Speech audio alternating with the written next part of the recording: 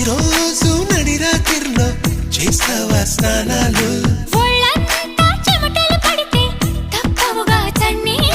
వణికించే చలికాలంలో ఏమా ఆఫర్లు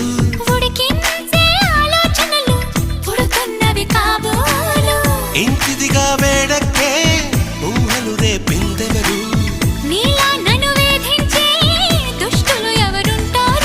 అదిగో ఆ ఉలికి చెబుతోంది నువ్వు దాచాలనుకున్నా